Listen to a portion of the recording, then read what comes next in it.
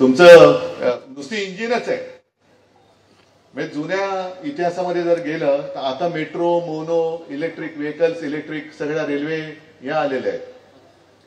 पण आमच्या लहानपणी ते गाणं होतं, झुक झुक झुक झुक आगीन गाडी, धुराच्या रेषा हवेत सोडी, आणि वाफेवरती चालणारं इंजिन होतं. यांचं थापेवरती चालणारं इंजिन आहे. ते वाफा सोडायचं, हे थापा सोडतंय. सगळं थापा आणि थापा. आणि आता ही जी काही लढाई आहे, ही लढाई असं काही नाही की आजपर्यंत शिवसेना फोडण्याचा कोणी प्रयत्न केला नाही. इकडेच अलीकडे पलीकडे माझगाव मध्ये मागे झाला होता आणि त्याला एका साध्या सैनिकांनी आडवा केला होता. त्याच्यामुळे गद्दाराला गाडणं हे आपल्या रक्तामध्येच आहे. काय तुम्ही अजूनही पालकत्वाची वाट पाहताय? 95,000पेक्षा अधिकच्या कुटुंबाचे आयुष्य आनंदाने भरले आहे. आजच कॉल करा आणि मिळवा फर्टिलिटी ट्रीटमेंटवर सूट आणि सर्वांना द्या आनंदाची बातमी. यावेळेला नुसती गद्दारी नाही झालेली, यावेळेला शिवसेना संपवण्याचा प्रयत्न झालेला आहे. आणि जे त्यांचे बूट चाटणारे गद्दार आहेत, सत्तेच्या खुर्चीसाठी चाटुगिरी करतायत, त्याने एवढं पण कळत नाही त्यांनी आईच्या कुशीवरती वार केलेला आहे. ज्या शिवसेनेने मराठी अस्मिता, महाराष्ट्राची अस्मिता आणि एक हिंदुत्वाची प्रेरणा, हिंदुत्वाचं रक्षण केलं, ती ताकद, ती शक्ती संपवली जाते त्यांच्या माध्यमातून, हे त्या लाचारांना कळतच नाही. कारण एवढे त्या खोक्यामध्ये बंद झाले, डोळ्यावरती झापडं लागलेत नोटांची, आणि त्यांना कळतच नाही आपण काय करतो आहोत. ही जी नुसती पक्ष फोडाफोडीची जर गोष्ट असती तर हा एक वेगळा भाग होता. पण यांना शिवसेना संपवायची. ती का संपवायची? की त्यांना महाराष्ट्र लुटायचा आहे, जो लुटताय. मी मुख्यमंत्री असताना महाराष्ट्र लुटू शकतच नव्हते. काय हिंमत होती? दिल्ली असतील ना तर आणखीन कोणी असतील. महाराष्ट्राच्या विरोधात एक शब्द काढण्याची यांची हिंमत नव्हती. आता उघड उघड महाराष्ट्र लुटताय. आणि म्हणून हे सगळे जे काही पत्रवीर आहेत, स्टेशनची नावं बदला, त्यांना सांगतो की एक तर तुम्ही महाराष्ट्र लुटला जातो त्याच्या विरुद्ध तुम्ही तुमचं पत्र लिहा, नाहीतर स्वतःचं नाव बदला, ठेवा काय असेल ते. पण ही फुकटची मर्दानगी आम्हाला शिकवायला जाऊ नका. कारण शिवसेनेमध्ये तुम्ही गद्दार झाला तरी मर्द संपलेले नाहीये, मर्द संपू शकत नाहीये. एक कोस्टल रोड, अगदी मी थोडंसं गर्वाने सांगतो कारण अभिमानाची गोष्ट आहे, कोस्टल रोडचं स्वप्न मी पाहिलं आणि मी दाखवलं, आणि माझ्याच काळात ते 90% पूर्ण झालं. आता ठीक आहे, माझी एकट्याची काय फुशातकी मारण्याची गोष्ट नाही. तुम्ही सगळे सोबत आहात म्हणून मी हे करू शकतो. तुमची ताकद आहे सोबत, म्हणून असे मी निर्णय घेऊ शकतो आणि घेऊ शकणार आणि कामं करणार. पण त्याच्यावरती म्हणजे मध्ये तर मला असं कळलं होतं की स्वतः पंतप्रधान मोदी येत आहेत त्याचं उद्घाटन करायला. म्हटलं स्वागत करतो मी, कारण मोदीजींना कळेल की उद्धव ठाकरे जे बोलतो ते करून दाखवतं, आणि त्याचा पुरावा म्हटलं मोदी असतील. पण मी बोलल्यानंतर ते पाठी पळाले. आपले गद्दार गेले तिकडे, एक कुल दोन हात. बरं, त्याने एक असं काय वाटतंय की जी आपल्या मराठीमध्ये असं म्हणतात ना की मांजर दूध पिताना डोळे बंद करून पितं. मी कधी पाहिलेलं नाहीये, पण मांजर जरी डोळे बंद करून दूध पित असलं तरी जगाचे डोळे उघडे असतात. तसं यांना कळत नाही. तुमचे फोटो आणि तुम्ही काही जरी केलं तरी माझ्या मुंबईकरांचे डोळे उघडे आहेत ना, कोण काय करते ते बघताय. त्याच्या अगदी सुरुवातीपासून म्हणजे मला आठवते तेव्हा सुबोध कुमार होते आयुक्त, त्यांचा पण बराचसा एक सिंहाचा वाटा आहे, सगळे प्रशासकीय अधिकारी. आणि एका गोष्टीचा मला नक्की अभिमान आहे की साधारणतः 96-97 सालापासून तुम्ही सगळ्या मुंबईकरांनी सातत्याने मुंबई महापालिका शिवसेनेच्या हातात दिली. आणि 2012 साली या मुंबईची परिस्थिती एवढी बिकट होती की 640 कोटी हे तूट होती. मग 2012 पासून आता 2018 पर्यंत जी नाही कधी 21-22 पर्यंत जी मुदत होती, त्या काळात आपल्या हातात महापालिका असताना हे जे बोंबलतात ना, पैसे खाल्ले, स्वतः निवडणूक प्रक्रियेत खाल्ले ते वेगळे, ते काढतोच. पीएमके फंडात खाल्ले ते वेगळेच आहेत. पण जी मुंबई महापालिका 640 कोटी रुपयाच्या तुटीमध्ये होती ती आपण 90,000 कोटीच्या प्लस मध्ये आणली. कोणी खाल्ले पैसे? आता त्याच्यामध्ये हे आता एफडी तोडायला लागले. म्हणजे मला जी माहिती मिळते ती भयानक आहे की आत्ताच या घटनाबाह्य सरकारने जवळपास 1 लाख कोटीचे प्रस्तावाला मंजुरी दिलेली आहे प्रशासकाच्या माध्यमातून. कारण प्रश्न विचारले तर कोणीच नाहीये समोर, लोकप्रतिनिधीच नाही. 2 लाख कोटी म्हणजे 1 लाख कोटीचे प्रस्ताव मंजूर केले असतील तर 90,000 कोटी तर गेलेच, आणि 10,000 कोटी वरती पुन्हा आपल्या डोक्यावरती कर्ज चढणार आहे. 640 कोटी कर्ज होतं किंवा जेव्हा तूट होती तेव्हा आपण भरून का काढू शकलो? कारण ऑक्ट्रॉयचं एक उत्पन्न होतं, इतर मोठे जे कॉर्पोरेट ऑफिस होते ते होते आपल्याकडे, हिरे बाजार होता, आणखीन काही सगळे महत्वाचे जे कर संकलन व्हायचं. अख्ख्या देशात जेवढा केंद्रामध्ये कर जातो त्याचा जवळपास 36 ते 37% हिस्सा ही एकटी मुंबई म्हणजे मुंबईकर उचलतात. एकटी मुंबई. मग आता तुम्ही विचार करा, जर आपल्या डोक्यावरती पुन्हा हजारो कोटी रुपयांचं कर्ज झालंच तर आता आपल्याकडे ऑक्ट्रा नाहीये, कारण जीएसटी ते नेत आहेत. हिरे व्यापार सगळा बाहेर गुजरातला नेलाय. महाराष्ट्रामध्ये येणारे उद्योग धंदे होते ते गुजरातला नेत आहेत. मुंबईतले काही महत्वाचे ऑफिस ते गुजरात आणि दिल्लीला नेत आहेत. मग हे कर्ज फेडणार कोण?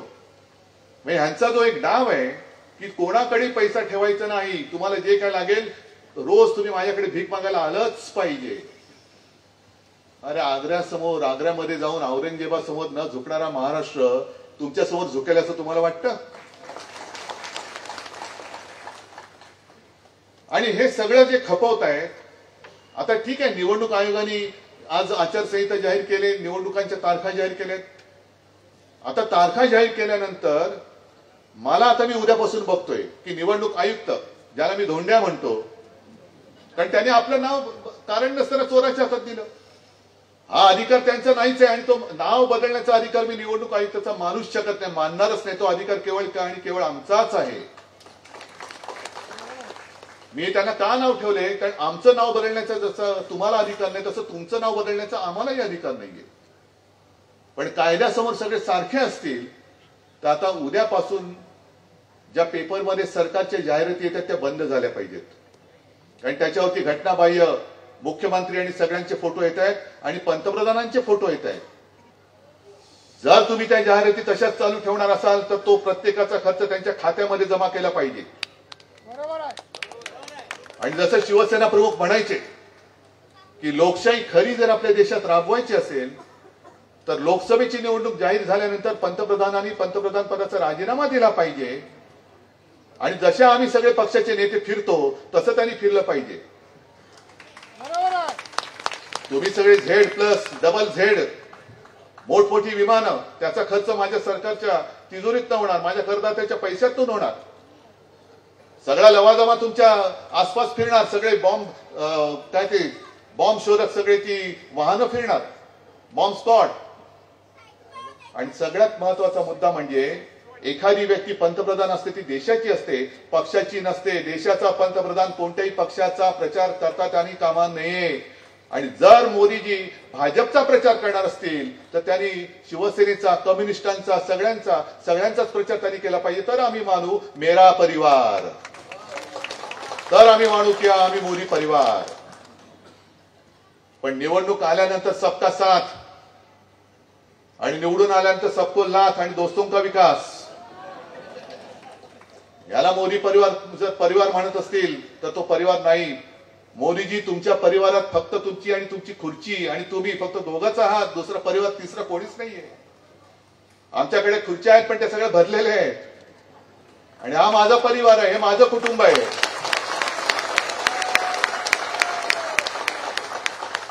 आणि मी जी एक संकल्पना मांडली, माझं कुटुंब माझी जबाबदारी. तुम्ही अर्धच बोलताय मेरा परिवार, जिम्मेदारी कोण लेगा बताया नाही आपने. जिम्मेदारी किसकी? परिवार हात का? आम्ही त्यांनी मांडीवर घ्यायचं तुमच्या परिवाराला? नाही, तसं नाही चालणार. कोरोनाच्या काळामध्ये जी तुम्ही सगळ्यांनी मला एक माझ्या किती जन्माचे पुण्य आहे. कारण आजपर्यंत काही मुख्यमंत्री होऊन गेले, आता सुद्धा घटनाबाई बसल्या ते आता काही दिवसात उडतील आणि मुख्यमंत्री अनेक होतील. पण अख्ख्या देशात निदान महाराष्ट्रामध्ये एखादा मुख्यमंत्री असा असेल की ज्याला जनतेने आपला मानला, आपला कुटुंब प्रमुख मानला, आपल्या कुटुंबातील एक मानला. ह्याच्या पलीकडे आणखी कमाई काय असू शकते? आणि त्याच नात्याने जसं मी जे फेसबुकवरती सांगत होतो तुम्ही ऐकत होता, सगळेच ऐकत होते. म्हणजे माझं कौतुक झालं. देशातील सर्वोत्तम मुख्यमंत्री, महाराष्ट्राचे मुख्यमंत्री उद्धव ठाकरे, हे कौतुक माझं नव्हतं, तुमच्या सहकार्याचं होतं. तुम्ही जे सहकार्य केलं त्याची नोंद तिकडे घेतली गेली म्हणून तर माझा नंबर लागला. नाही तर मी काय नुसतं ओढत होतो माझा नंबर पहिला, माझा नंबर पहिला.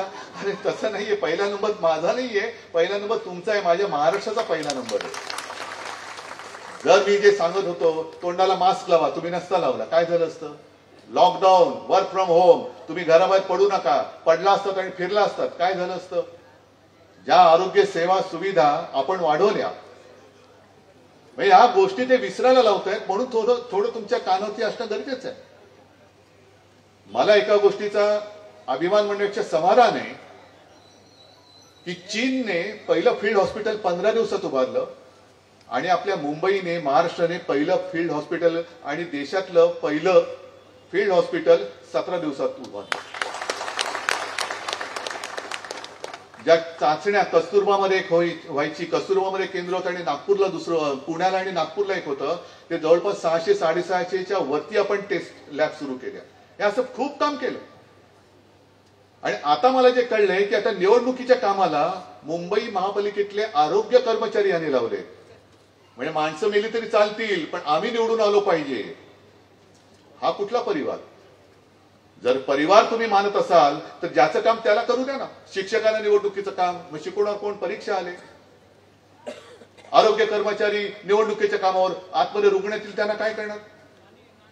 आधीच एक 2-3 महिन्यांपूर्वी ठाण्याला झालं, नांदेडला झालं, संभाजीनगर, मला वाटतं नागपूरला पण औषधा अभावी कोणतीही साथ नसताना रुग्णांचे बळी गेले. जबाबदारी कोणीच घेतली नाही, कारण आरोग्यमंत्री खेकडा. खेकड्याने धरण फोडलं असे दिव्य, म्हणजे त्यांना कोणीतरी सांगितलं, गेले अचानक दौरा, नंतर बंद झाले कारण ते दिव्य ज्ञान त्यांचं आलं बाहेर. हे औषध कुठे कोणी घेतं? ते कोणाकडे येतात? ते हाफकिनकडनं घेतो. आणा ते हाफकिनला. त्याला सांगितलं, साहेब आम्ही नाही आणू शकत, तुम्हाला ह्याचं वर जाऊन बघा. हाफकिन इन्स्टिट्यूट आहे, ती व्यक्ती होती त्याचा नाही काय, म्हणजे काय कशाचा कशाला पत्ता नाही, आणा त्या हाफकिनला.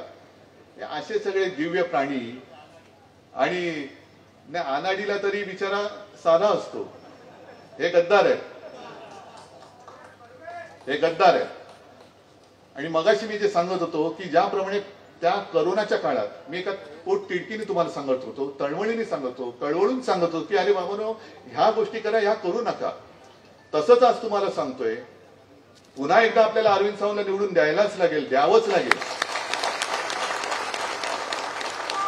कारण तसं जर पाहिलं तर तेव्हा जसं कोरोनाचं संकट होतं तसं आज माझ्या देशासमोर, आपल्या देशासमोर हुकुमशहाचं संकट आहे. हुकुमशाही. हे जे आपल्याला वाटले होते ते आपल्याच मुळावरती घाव घालायला निघाले.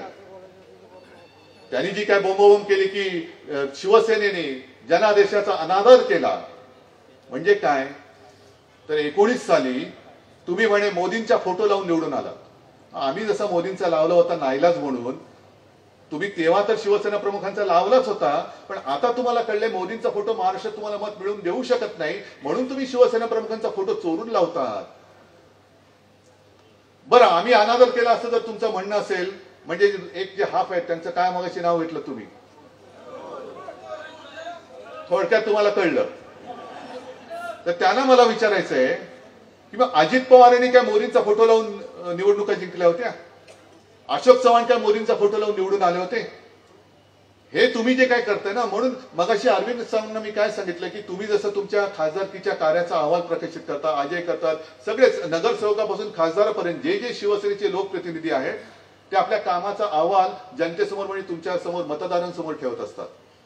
मग तसं मोदीजी आणि अमित शहाजींनी ठेवायचं ठरवलं तर काय ठेवतील? इतक्या कंपन्या विकल्या, बरोबर ना, एवढे कुटुंब फोडली, एवढे पक्ष फोडले, हे सरकार आम्ही पाडली, असे म्हणजे आपल्याकडे जसे जे होते कोश्यारी, ह्यांच्यासारखा नालायक माणूस आम्ही राज्यपाल म्हणून नेमला. कारण कोश्यारींचं एक प्रकरण तसं अजून बाहेर नाही आलं. मध्ये एका काय त्याला म्हणतात RTI, बरोबर ना, माहितीच्या अधिकारात माहिती काढली एकाने आणि त्याची माहिती भयानक आहे. जेव्हा कोश्यारी इकडे होते त्यांनी त्यांच्या अधिकारात त्यांच्या राज्यातल्या काही त्यांच्या संस्थांना महाराष्ट्रातून देणग्या मिळवून दिलेल्या आहेत, त्याची नोंदच नाही राजभवनामध्ये. म्हणजे सगळीकडनं लुबाडतायत, जे जे त्यांना मिळते तिथून लुबाडतायत. आणि एवढंच नाही तर महाराष्ट्रामध्ये अगदी मुंबईमध्ये होणारी क्रिकेटची फायनल सुद्धा यांनी गुजरातला नेली.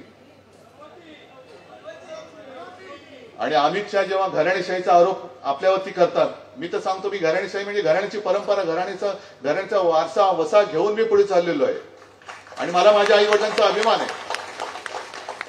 पण त्यांनी आता मला फुलटॉस दिलाच आहे. 6 अशी मारायची स्टेडियमच्या बाहेर. आणि मला जर का तुम्ही घराणेशाहीवाला म्हणत असाल तर अमित शहाजी, तुम्ही 19 साली शिवसेना प्रमुखांच्या फोटोला लोटांगण घालायला मातोश्रीत आला तेव्हा तुम्हाला कळलं नव्हतं मी कोण आहे? आणि तुमच्या मुलाला जे बसवले क्रिकेट कंट्रोल बोर्डाचा अध्यक्ष, काय त्याचं कर्तृत्व आहे?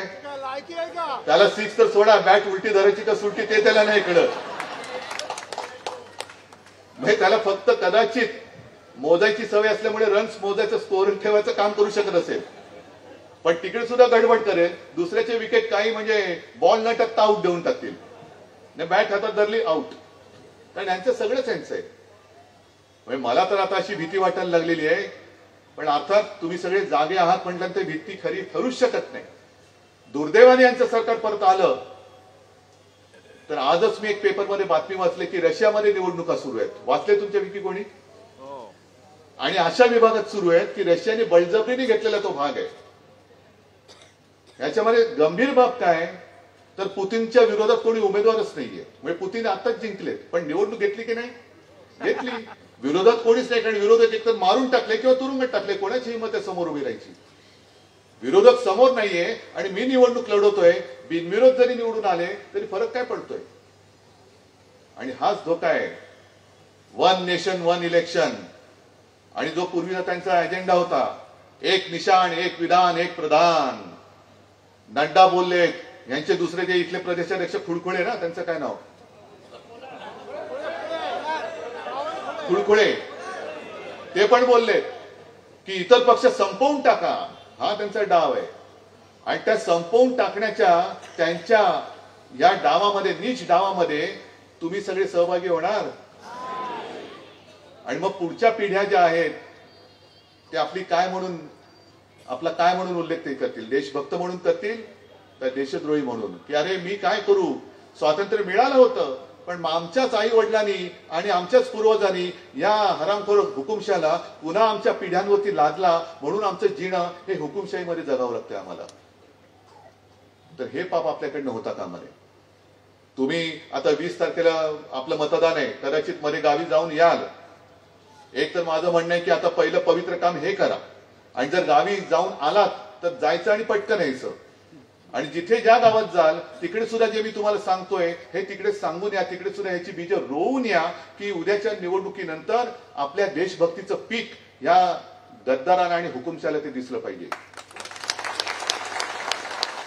अरविंद, तुम्ही आता जे बोललात ना, आपल्या या महाराष्ट्राचं जे काय एक वर्णन आहे, कणखर देशा, राकट देशा, दगडांच्या देशा, त्यांचं हे करतायत गद्दार लाचार नशाबाजांच्या देशा. तर आपण आता दाखवून दिलं पाहिजे की या महाराष्ट्राच्या भूमीमध्ये गद्दारीची बीज किती जरी फेकली तरी ती रुजत नाही, ती सडून कुजून जातात. पण इकडे फक्त आणि फक्त मर्दांचंच पीक येतं आणि ते माझ्यासमोर आहे.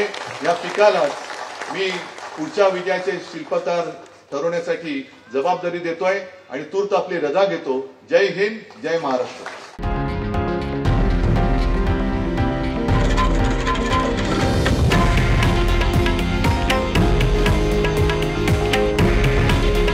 हे आहे देशातील नंबर 1 न्यूज नेटवर्क आणि आपण पाहत आहात TV9 मराठी. काळजी तुमची, हित महाराष्ट्राचं.